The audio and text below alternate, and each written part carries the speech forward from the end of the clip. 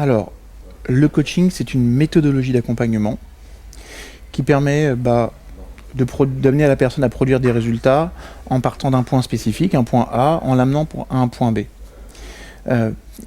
En fait, le coaching, c'est pour moi une nouvelle discipline d'un univers qu'on appelle la relation d'aide. Le principe étant de pouvoir soutenir, d'épauler une personne dans l'accomplissement de ses objectifs, dans le fait de traverser une période délicate de sa vie. Donc on peut avoir une orientation très résolution de problèmes, on peut avoir une orientation très atteinte des objectifs, et puis on peut avoir une orientation développement des apprentissages et développement personnel en règle générale. Il y a 3 grandes vagues de coaching qu'on a vu apparaître. On a une première vague qui est celle du monde du sport de haut niveau.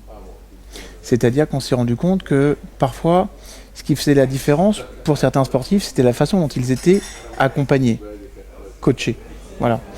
Et ils se sont rendus compte que la part du mental, la gestion du mental, des émotions, des comportements, dans la réalisation de résultats de pointe, était essentielle. Et pour ça, il fallait développer de nouvelles compétences et avoir peut-être des nouvelles approches dans la façon de développer de la performance.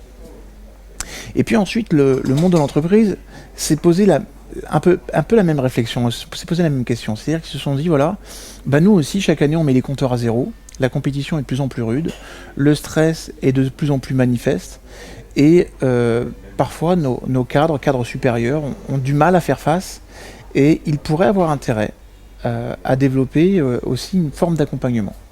Ça, c'était la deuxième vague. Et puis ensuite, c'est monsieur et madame tout le monde qui a commencé à se dire mais moi aussi j'ai envie d'être performant en règle générale, et pas simplement que dans le monde de l'entreprise. Et la troisième vague, c'était celle du life coaching.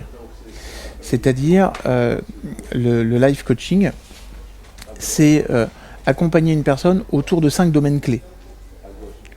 Le couple, la famille, mon épanouissement personnel, le travail, et ce que je vais appeler la dimension tribale, c'est-à-dire mon rapport à la société, mes amis.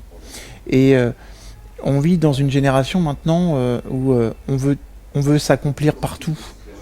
Oui, on veut avoir un travail épanouissant, oui, on veut avoir une relation de couple séduisante et qui s'installe et qui dure, on veut avoir une relation harmonieuse avec nos enfants, on veut se sentir bien, physiquement, mentalement, et puis on a aussi envie d'avoir un rôle dans la société, et puis d'avoir des amis, et tout ça ne se fait pas sans stratégie. Voilà. Ce que je veux dire par là, c'est que le hasard n'est pas un moteur de réussite. Si on veut réussir dans la vie, c'est important d'appliquer des méthodes. Voilà. Ceux qui réussissent appliquent des méthodes. Ceux qui réussissent dans le monde du sport s'entraînent plus que les autres, et s'ils s'entraînent autant que les autres, parfois ils s'entraînent différemment. Ils vont appréhender la façon dont ils produisent des résultats de façon différente. L'avantage de l'univers du coaching, c'est qu'il a modélisé les meilleurs dans chacun des domaines. Et on s'est dit, finalement, comment une personne qui est bon dans un domaine peut instruire une autre personne dans le même domaine ou dans un domaine équivalent. C'est le propre du coaching. Et puis enfin, pour répondre à la question, il y a une dynamique différente dans le coaching. Alors j'ai dit qu'on faisait partie de l'univers de la relation d'aide. C'est important de comprendre que le coaching, il est très centré présent-futur. Alors que la thérapie, elle est centrée passé-présent. Le présupposé de la thérapie, en règle générale, souvent les personnes qui vont voir un thérapeute sont les personnes qui sont dans un trouble pathologique. C'est important aussi de le préciser. Si je vais voir un psychothérapeute, c'est que je suis dans un mode de fonctionnement qui est pathologique. Je crois personnellement qu'il y a un tas de personnes qui vont voir des psychothérapeutes, qui n'ont pas besoin de voir de psychothérapeutes, mais par contre, qui ont besoin de se poser des vraies questions et mettre en place des vrais outils pour se sentir mieux dans leur vie. Et c'est le cadre du coaching, parce qu'en coaching, non seulement on va appréhender de nouvelles théories, de nouvelles façons de penser et de voir la vie, mais on va surtout mettre en place des stratégies et poser des actions surtout qui permettent de se réaliser.